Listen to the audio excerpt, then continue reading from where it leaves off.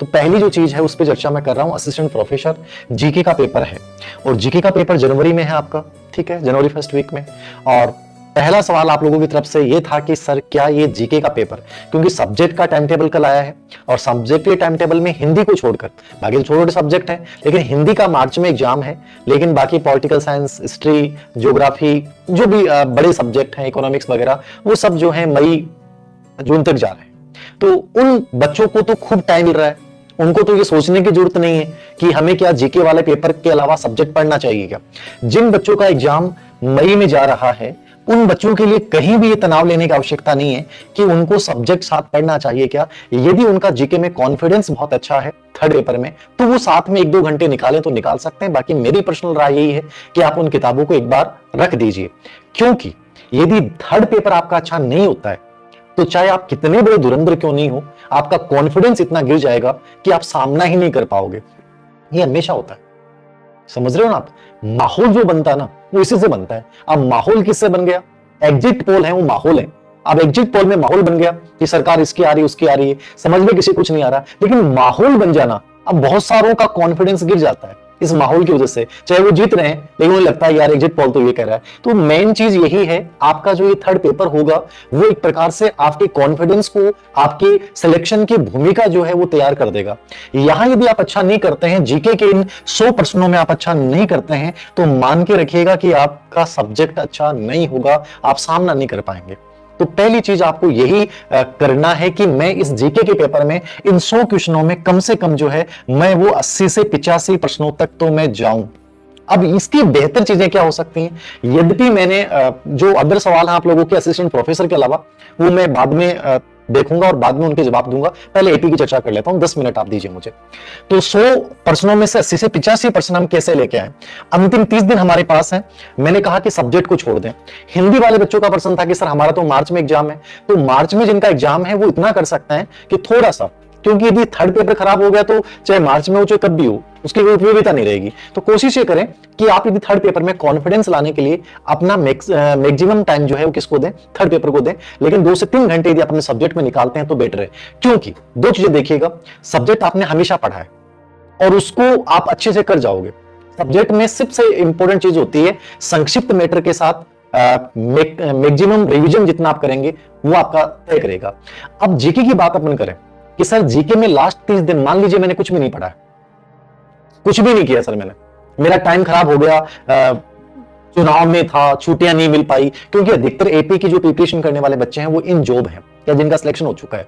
क्योंकि जिसका जॉब नहीं लगता ना, वो बच्चा बेचारा सोचता है कि पहले रीड कर लूं, थर्ड ग्रेड कर लूं, सेकंड ग्रेड कर लूं, इनमें उलझा रहता है, वो एपी तक नहीं पहुंच पाता है। इसलिए मेरा हमेशा से एक सोचना रहा है कि असिस्टेंट प्रोफेसर एग्जाम बहुत आसान होता है सिलेक्शन के लिहाज से, और ये दिमाग से आप निकाल देना कि इसमें विद्वान लोग सिलेक्ट होते हैं, ऐसा कुछ नहीं है। इसमें जॉब वाले लोग सिलेक्ट होते हैं जिनको बहुत कम टाइम मिलता है, लेकिन वो बहुत संक्षिप्त पढ़ते हैं और उस संक्षिप्त चीज को वो बार बार रिपीट करते हैं। बस यही उनके सिलेक्शन का दायरा होता है। ये नहीं है कि आप लोगों की तरह दुनिया भर का इकट्ठा कर लिया, ये पढ़ ला रहे हैं, वो ला रहे हैं। अभी भी जो बच्चा किताब से, मार्केट से किताब ला रहा है, असिस्टेंट प्रोफेसर जीके की पेपर की सोच रहा है, मैं मानता हूं कि उससे ज्यादा मूर्ख बच्चा कोई नहीं हो सकता। वो इस दायरे में नहीं है, वो वहां तक पहुंच ही नहीं पा रहा है कि थर्ड पेपर या असिस्टेंट प्रोफेसर बनने के लिए मुझे करना क्या चाहिए। सिंपल सी बात, जो बीत गया वो अब दौड़ना आएगा। असिस्टेंट प्रोफेसर एग्जाम के अलावा फिलहाल 1 महीने मेरे मन में कुछ और विचार ना आएगा। सिंपल सी लाइन फीड कर लो, यही रखना है। 30 दिन देने हैं, पूरी ताकत के साथ देने हैं, पूरी ऊर्जा के साथ देने हैं, पूरी सटीक दिशा के साथ देने हैं। जितना बेहतर आप कर सकते हो उतना कर सकते हो, क्योंकि अंतिम 30 दिन आपके पहले की 5 महीने की तैयारी के ऊपर भारी पड़ते हैं। अब अंतिम 30 दिन को आप कैसे बेहतर बिताते हो, कैसे बेहतर विषय वस्तु के साथ इनको इन्वेस्ट करते हो, ये सबसे इंपॉर्टेंट है। एपी का आपने देखा हो तो 5 पार्ट है, ठीक है। एक हिस्ट्री कला वाला है, इतिहास कला संस्कृति वाला है, एक आपका जियो वाला है, एक आपका पॉलिटी वाला है, एक आपका इको वाला है और एक आपका करंट है। सिंपल सी बात है, इतिहास कला संस्कृति वाला पार्ट सबसे बड़ा पार्ट है। यदि आप उसको बहुत गहराई तक पढ़ते हैं तो आपसे 1 महीने में वो भी पूरा नहीं पढ़ा जाए। इतिहास कला संस्कृति के मैंने जितने पेपर देखे, मैंने केवल एपी का पेपर नहीं देखा, मैंने आरएस प्री का पेपर देखा, क्योंकि मैं मानता हूं कि अभी जो पेपर बन रहे हैं पिछले 1 साल में, वो उन्हीं एक्सपर्ट द्वारा बनाए जा रहे हैं जो नवीन अध्यक्ष द्वारा जिनको चुना गया है। सिंपल सा, मैं हर चीज में एनालिसिस करके चलता हूं। ईएमआरएस का एग्जाम तो मुझे पता है कि सीबीएसई एग्जाम पैटर्न क्या रहेगा। ये चीज मैं चाहता हूं कि आप भी अपने अंदर डेवलप करें, और ये डेवलप नहीं कर पा रहे हैं तो आप भागादौड़ में भाग रहे हैं, बाकी इसका परिणाम कुछ भी नहीं आना है। कहीं ना कहीं आपको एक क्राइटेरिया तय करना पड़ेगा, एक मानदंड तय करना पड़ेगा कि मैं जिस एग्जाम को देने जा रहा हूं उसकी क्या स्पेसिफिकेशन है, कौन आयोजित कर रहा है, कौन एक्सपर्ट हो सकता है, कैसे पेपर वाला लेवल हो सकता है, ये चीज समझनी है। इतिहास, कला, संस्कृति में मैंने चीज नोट की है कि अधिकतर प्रश्न वन लाइनर आए, चाहे ग्रेड सेकंड पेपर हो, ग्रेड फर्स्ट का पेपर हो, आरएसपी का पेपर हो, या अदर डिपार्टमेंट के जो भी पेपर हैं, उन सब का मैंने निष्कर्ष निकाला है वन लाइनर प्रश्न है, मतलब उलझाने वाले प्रश्न नहीं है, और बहुत सरल प्रश्न पूछे गए। ये भी भाषा और साहित्य वाले पार्ट को छोड़कर, क्योंकि असिस्टेंट प्रोफेसर में भाषा साहित्य का सबसे बड़ा पार्ट है, मतलब डिफरेंट है, 4 लाइन दे रखी है, उस पार्ट को मेरे अकॉर्डिंग इतिहास, कला, संस्कृति में आपको पढ़ना चाहिए, क्योंकि आप उसको कम पढ़ते हैं। बाकी लोक देवता, लोक देवियां, ठीक है, प्राचीन भारतीय सभ्यताएं, राजनीतिक जागृति, भक्ति संत जितने भी हैं, राजनीतिक आंदोलन, 1857 का विद्रोह, किसान आंदोलन, Rajasthani culture, handicraft, dress, paintings, ये सब आज तक आप पिछले 5 या 4 साल से सब बच्चे प्रिपरेशन कर रहे हैं, सब ने चीजें पढ़ रखी हैं। बस केवल एक बार रिवीजन करने की जरूरत है, चाहे रिवीजन कर लें, चाहे 2 या 3 साल के पेपर आप अच्छे से निकाल लो। कोशिश मैं भी इसमें कर रहा हूं कि हम एक ओल्ड एंड गोल्ड के ऊपर एक सीरीज हमने प्रारंभ की है, उसमें हम इतिहास, कला, संस्कृति, राज्य व्यवस्था और ज्योग्राफी, इनके 3 साल के जितने पेपर हुए हैं, जितने भी डिपार्टमेंट्स में हुए हैं, उनको संक्षिप्त में 10% करके डालते हैं।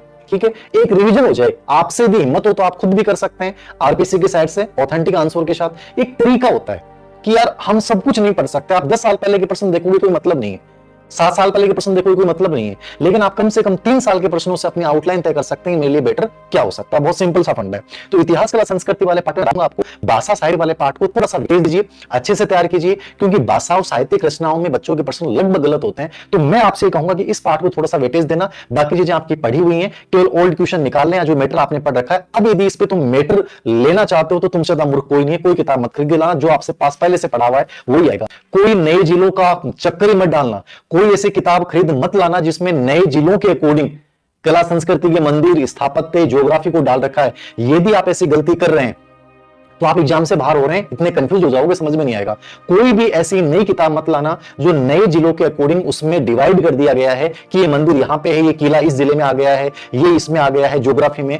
आपको मैं फिर कह रहा हूं, अभी दोबारा बता रहा हूं, अभी जो पेपर आएंगे वो आरएसपी का पेपर देखा होगा, उसमें नया जीके नहीं आएगा, ओल्ड ही जीके पढ़ना है, तो ये गलती मत दोहराना। ज्योग्राफी में आपको पता है सर क्राइटेरिया हो सकता है कि हम सीमित अंक से तय करें, तो मानदंड का मतलब ये होता है कि कौन चीजें बेहतर हो सकती हैं, जिसमें ज्योग्राफी में अधिकतर प्रश्न देखना वन लाइनर पूछे गए आरएसपी का सेकंड ग्रेड के लेटेस्ट जो पेपर है। तो एग्जाम पैटर्न का पता चल जाता है कि एग्जामिनर क्या पूछना चाह रहा है। पॉपुलेशन एक ऐसा टॉपिक है जिसको आपको फोकस करना चाहिए ज्योग्राफी में, और नदियां, ज्योग्राफिक जो आकृतियां आपकी, खनिज संसाधन, ऊर्जा संसाधन, ये सब चीजें वही प्रश्न हैं जो आप करते रहे, तो उनको एक बार रिपीट करना, स्पेशली एक प्रश्न हर पेपर में रिपीट हुआ है। देखो ये चीजें नोट करने वाली होती हैं। जैसे मैंने एनालिसिस किया 2 दिन, मैंने एक पेपर को देखा, केवल आरपीसी के अपने जो शिक्षक बतलिए पर नहीं देखे मैंने अदर जो मेडिकल साइंस के भी जीके का पेपर वो भी थोड़ा सा देखा, हर पेपर देखा मैंने, स्टेनो का सब देखा मैंने। तो इन चीजों से एक अड़िया लगता है कि अभ्यारण्य वाला प्रश्न अभी जो है वो बहुत आ रहा है, तो उसको चीजों को नोट करिए कि कहां से क्या चीजें पिकअप कर रहा है। ये चीजें थोड़ा सा एनालिसिस करने की योग्यता आप में होनी चाहिए, इसलिए मैं बार बार ये बोलता भी हूं कि 1 एग्जाम 1 टाइम, ये आदमी आराम से कर सकता है यदि चाहे तो। ओके, पॉलिटिकल वाला जो पार्ट है, मैं राय दूंगा आपको, इतिहास, कला, संस्कृति, ज्योग्राफी आपने सबने पढ़ी है, बस एक बार सीमित में रिपीट करना है। पॉलिटी वाला पार्ट, इकोनॉमिक्स वाला पार्ट और करंट वाला पार्ट, ये आपका सिलेक्शन करवाएगा इस पेपर में, क्योंकि बाकी चीजों में आप 1-2 प्रश्न ऊपर नीचे होंगे, बहुत ज्यादा पढ़ लिया तो भी और बहुत ज्यादा नहीं पढ़ा तो भी। लेकिन ये पॉलिटी वाला पेपर, पॉलिटी के पेपर्स देखना, और अभी भी लेटेस्ट जो पेपर है 1 साल के वो देखना, एनालिसिस करना। मुख्यमंत्री, राज्यपाल, मुख्य सचिव, न्यायपालिका, आरपीसी, राजस्थान मानवाधिकार आयोग और राइट टू इंफॉर्मेशन एक्ट, पंचायती राज, राजस्थान संपर्क पोर्टल, जन सूचना पोर्टल, ये वो टॉपिक हैं जहां से हर एग्जाम में और स्पेशली आपके सिलेबस में डाल रखे हैं। इनको बहुत शानदार तरीके से तैयार कर लो। और मुख्यमंत्री, राज्यपाल, इनके सचिव, इनके तो कार्यकाल संबंधी प्रश्न बहुत आ रहे हैं अभी लेटेस्ट जो पेपर हुए हैं, तो एक माइंड में एक सेट कि मुझे इन चीजों को कैसे तैयार करना है। पॉलिटी को मेरे अकॉर्डिंग आपको समय देना चाहिए, क्योंकि एक ऐसा पार्ट है जिसमें गलतियां होती हैं और जिसके प्रश्न सबसे अच्छे लेवल के आते हैं, यानी उसमें आपके कथन वाले 3 से 4 लाइन वाले प्रश्न ऐसे आएंगे। तो इस पार्ट को आपको वेटेज देना चाहिए, डेली 2 घंटे 1.5 घंटे आपको व्यवस्था को करना चाहिए। इकोनॉमिक वाला पार्ट, इकोनॉमी वाला पार्ट राजस्थान जीके में हमेशा आप कम पढ़ते हैं या इतना बड़ा वेटेज नहीं होता है। असिस्टेंट प्रोफेसर में राजस्थान जीके में इकोनॉमिक सर्वे का सबसे बड़ा पार्ट है। सबसे बड़ा पार्ट मतलब 20% आने हैं और इन 20% ही आपको लीड दिलवाते हैं और ये लीड ही तुम्हारा सिलेक्शन तय करेगा। मेरा जीके पेपर गजब का हुआ, ठीक है ना, 37 नंबर थे मेरे, तो मेरा कॉन्फिडेंस इतना बिल्ड हो गया था कि मैं अब छोड़ूंगा नहीं सिलेक्शन। ये चीज है जो आपकी भूमिका तय करेगा पेपर, याद रखना। तो ये सेमीफाइनल है एक प्रकार से, ये क्या है, सेमीफाइनल है आपका, तो इसको बहुत अच्छे से करना है आपको। तो इकोनॉमी के ऊपर आपको फोकस करना चाहिए और इकोनॉमी ऐसा पार्ट है, यदि आप इसका पूरा एनालिसिस करोगे सिलेबस को रख के, तो ये सबसे कम टाइम में तैयार किया जा सकता है। इसके पर्सन देखना, आप एपी के सभी पेपर देखो, आरएसपी के पेपर देखो, सभी पेपर उठा के देखो, आप देखना इसमें जो पर्सन अभी लेटेस्ट पूछे जाएंगे वो 2022-23 के अनुमान के अकॉर्डिंग। तो ये माइंड में रखना चाहिए 2022-23 के अकॉर्डिंग। अब किस पे सेज पे कैसा प्रश्न आ रहा है, ठीक है ना, ये मैंने नोट भी किया है, मैंने पहले भी चीजें बताई हैं आप लोगों को, आप ये खुद भी कर सकते हो। मैं इसलिए कहता हूं कि हमेशा रणनीति अपना खुद ही फॉलो करो। देसन सर क्या बताते हैं और सर क्या बताते हैं, सब अपने अपनी बताते हैं, सब वीडियो बनाते हैं, क्योंकि आप लोग रिक्वेस्ट भेजते हो तो हमें बनाना पड़ता है, हमें अपने अकॉर्डिंग बताना पड़ता है। लेकिन फिर भी मैं कहूंगा कि अपनी रणनीति फॉलो कीजिए कि बेटर क्या हो सकता है। तो इसमें जैसे कुछ चीजें मैंने नोट की कि अब जैसे उद्योग कृषि सेवा क्षेत्र का इंपॉर्टेंट है, इसमें कृषि क्षेत्र उद्योग क्षेत्र के बहुत प्रश्न आ रहे हैं। तो उद्योग क्षेत्र में सेज पे कैसे प्रश्न आ रहे हैं, औद्योगिक कॉरिडोर पे कैसे प्रश्न आ रहे हैं, इनसे एक आइडिया लगेगा कि यार प्रश्न की भाषा ये हो सकती है। 2022-23 के अनुमानों पे क्या क्या प्रश्न आ रहे हैं, ठीक है ना, जीडीपी वाला क्या प्रश्न आ रहा है, वन्य क्षेत्र वाला क्या प्रश्न आ रहा है। तो ये आंकड़े वाले जो प्रश्न होते हैं ना, 5 से 6 प्रश्न होते हैं, ये आपके सही हो जाते हैं, तो बाकी प्रश्न तो आप अपने आप कर दोगे। फ्लेक्सिब योजनाएं सब डाली हुई है इकोनॉमिक सर्वे में, ये फ्लेक्सिब योजनाएं आपके करंट को भी सही कर देंगी, ये आपके करंट को भी सही कर देंगी। तो फ्लेक्सिब योजनाओं को बहुत शानदार तरीके से तैयार कर लो। अब आप ये कहोगे कि सर क्या नोट्स बनाए, तो मैंने आज तक कभी नोट्स नहीं बनाए और मैंने एक उदाहरण आपको शेयर किया था 2 दिन पहले। मेरे पास एक बच्चे का फोन था कि सर मैंने 6 से 7 रजिस्टर तैयार कर लिए, लेकिन अब मुझे डर लग रहा है कि मेरी नेट नहीं होगी क्योंकि मैं उनको पढ़ नहीं पा रहा हूं। कभी भी नोट्स तैयार करें जो बहुत टाइम हो और शॉर्ट में आप कर पाए, मैंने कभी नहीं किए। मैं एक चीज में बिलीव करता हूं कि कितनी बार मैं रिवीजन कर सकता हूं। मेरा आईक्यू लेवल बहुत अच्छा नहीं है, मैं मानता हूं इस चीज को, मेरी मेमोरी लेवल भी बहुत अच्छा नहीं है, बट मैं मानता हूं कि उस चीज को इतनी बार पढ़ लो कि वो आपके जहन में हर समय रहे। यही किसी एग्जाम को क्लियर करने का बहुत सिंपल फंडा होता है कि कितनी बार आपने रिवीजन किया, आपने कितना मैटेरियल इकट्ठा किया, कितनी किताबें आप लेके आए, कितने ऑनलाइन कोर्स आपने लिए। इनसे बेटर ये है कि आपने उस चीज को कितनी बार पढ़ा। ये चीज आपको अपने जहन में रखनी होगी, याद रखना। ओके, इकोनॉमिक सर्वे वाला मैंने बता दिया है।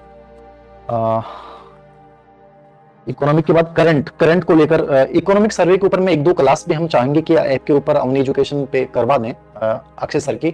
मैंने उनसे ये रिक्वेस्ट भी की है कि आप इनके शॉर्ट नोट्स यदि बना सकते हो, बहुत शॉर्ट, क्योंकि मैक्सिमम किताबें तो आ रखी हैं मार्केट में, तो हर बच्चा सब चीज थोड़ी पढ़ सकता है, टाइम भी नहीं मिलता इतना।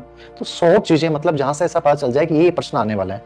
करंट के अंतर्गत मैंने ये चीज नोट की है कि पुरस्कार पे 4 प्रश्न आ रहे हैं, 20 में से 4 पुरस्कार पे आ रहे हैं, 4 खेल पे आ रहे हैं, खेल खिलाड़ी। नियुक्तियां, चर्चित स्थान, और चूंकि भी विधानसभा चुनाव आपके हुए हैं, कहां कितना वोटों का प्रतिशत, वोटिंग प्रतिशत, राज्य निर्वाचन आयोग की भूमिका, ये सब प्रश्न बहुत पूछे जाएंगे करंट में आपसे। कितनी महिला विधायिका चुनी गई, कौन सी पार्टी की कितनी सीटें आई, ये सब प्रश्नों को बहुत अच्छे से तैयार कर लीजिएगा। करंट में यही चीजें आपको तैयार करनी है। सर करंट की बुक्स क्या हो सकती हैं, जो बुक्स आपको बेटर लगे वो पढ़िए। कोई एक बुक, सब बुक अच्छी होती हैं, सब मेहनत करते हैं। हमने अपने टाइम में मुमल पढ़ी थी, मुमल मेरी फेवरेट किताब थी और उससे बाहर कुछ आया भी नहीं था। अब आपको क्या बेटर लगता है, आज की परिस्थिति के अकॉर्डिंग कोई आपको लगता है कि किताब बेटर है, आप किसी को भी पढ़ लीजिए। हम भी कोशिश कर रहे हैं कि सूजस के जो 6-7 महीने के हमने एडिशन निकाले थे, प्लस अभी 3 महीने का बच रहा था, उसका भी एक सार हम देंगे योजनाओं के साथ, जिससे कि आपको एक आइडिया लग जाए। उसमें सिर्फ इंपॉर्टेंट चीजें देंगे जिससे कि आप रिवीजन कर पाए। बाकी किसी भी कोचिंग के आप नोट्स देख सकते हैं, कोई भी आप अर्धवार्षिक या वार्षिकांक ला सकते हैं। बस सबसे बड़ी चीज ये है कि आप उसका रिवीजन कितनी बार करते हैं, तो रिवीजन कीजिए। एक सवाल था मेरे पास कि सर मॉडल पेपर लेके आए क्या। मैं तो ये राय नहीं दूंगा, मॉडल पेपर की कभी भी नहीं देता हूं। मॉडल पेपर के बजाय आप बेहतर होगा कि ओल्ड क्वेश्चन पेपर को हल करें, ज्यादा बेटर होगा। या आपके पास जो कंटेंट है उसको रिवीजन करें आप। तो मॉडल पेपर तो एक अनुमानित बने होते हैं, ठीक है, कि हो सकता है उसमें से आपने इतना टाइम दिया प्रश्न आए नहीं है। तो मैं हमेशा ओल्ड क्वेश्चन पेपर को ही प्रीफर करता हूं। तो मेरी तो राय पर्सनल ये है, बाकी आप अपने अकॉर्डिंग इस चीज को देख सकते हैं कि ओल्ड क्वेश्चन पेपर लेके आनी है। गाइड आपके पास जो भी उपलब्ध है भाई, इतिहास, कला, संस्कृति, ज्योग्राफी, राजव्यवस्था, ये वही है जो आपने अदर एग्जाम में दिया है, तो आप उन्हीं चीजों को बार बार पढ़िए। कोई नया लाने का, किताबें इकट्ठी करने से कोई मतलब नहीं। हर किताब अपनी अच्छी है, हर पब्लिकेशन की किताबें अच्छी हैं, किसी पब्लिकेशन की बेहतर नहीं है, सब एक जैसी हैं, सब मैटर कॉपी पेस्ट है, सबका एक जैसा है। ठीक है, किसी ने मैटर ज्यादा डाल दिया तो अपने लगता है यार इसमें नई चीजें आ गई। तो आज के टाइम में कोई मार्केटिंग अच्छी कर लेता है, कोई खराब कर लेता है, किताबें सब बेहतर है। आपको कौन सी की भाषा पसंद आती है, कौन सी अच्छी आती है, वो अलग अलग चीजें हैं। मैंने राजस्थान जीके में पेनोरमा के अलावा कभी कुछ पढ़ा ही नहीं था, तो मुझे लगा ठीक है, उसको मैंने बार बार पढ़ रखा था तो मेरे लिए वो इजी होगी। जो किताब आपने पहले से पढ़ रखी है वो आपके लिए ज्यादा बेटर होती है, सुगम होती है, क्योंकि आपने उसको पढ़ रखा है, तो उससे आप रिपीट करते हैं तो आपको लगता है कि मैंने पढ़ रखा है, मेरे याद है। बस यही एक तरीका है। और तो कोई सवाल हो तो बताएं, मेरे अकॉर्डिंग मैंने चीजें बताई हैं। रिट अपडेट फर्स्ट ग्रेड का एग्जाम कब तक हो सकता है? देखो चीजें, मैं फिर से बोलूंगा आपको एक बार लास्ट में एक चीज, असिस्टेंट प्रोफेसर वाले बच्चों के लिए मैं एक चीज बताना चाहूंगा। स्मार्ट स्टडी करनी है, एस का मतलब स्पेसिफिक, अलग तरीके से पढ़ो। अलग तरीका मतलब अपना खुद का तरीका चुनो जिसमें बेटर टाइम, मतलब 30 दिन को आप कोशिश करो कि 100 डेज बनाओ, 100 दिन के बराबर कवर कर सको, ऐसी चीजें इस तरीके से पढ़ो। एम का मतलब मेजरेबल होता है, पढ़ने के बाद अपना मापन करो कि मैंने क्या पढ़ा, क्या खोया है, कितनी चीजें मेरी आउटपुट्स हैं। हम 2 पेपर करवाएंगे इसमें कंप्लीटली, तो मैं भी चाहता हूं कि उसमें एनालिसिस करो और हम एनालिसिस करवाएं कि जीके के पूरे पेपर में ये गलतियां कहां कर रहे हो, क्योंकि नया पैटर्न आ गया, अनुत्तरित वाला ऑप्शन भी आ गया करना आपको। तो ये चीजें आपको देखनी पड़ेंगी कि मैं गलतियां कहां कर रहा हूं, नेगेटिव में फंस रहा हूं या पर्सन की भाषा समझ नहीं पा रहा हूं। तो थोड़ा सा ये अभ्यास आपको करना है। तो 2 पेपर तो हम करवाएंगे इसके ऊपर, जल्दी इसका मैं डाल दूंगा, और कंप्लीट आरपीसी पैटर्न के ऊपर करवाएंगे। तो ये चीज आप कहीं और से भी कर सकते हैं। तीसरी चीज, अटेंशन।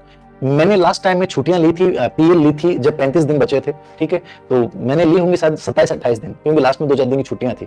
तो कोशिश करें कि जो जॉब में है वो छुट्टियां ले लें, बेटर है। जिंदगी में कभी अफसोस नहीं रहेगा कि यार एपी का इतना बड़ा एग्जाम था, इतनी बड़ी भर्ती थी, भविष्य में क्या रहेगा क्या नहीं रहेगा। लेकिन फिलहाल तो लास्ट भर्ती माने अपन 1-2 साल बाद में दोबारा आ जाएगी, बट फिलहाल तो अच्छी भर्ती है, आपको छोड़ना नहीं चाहिए।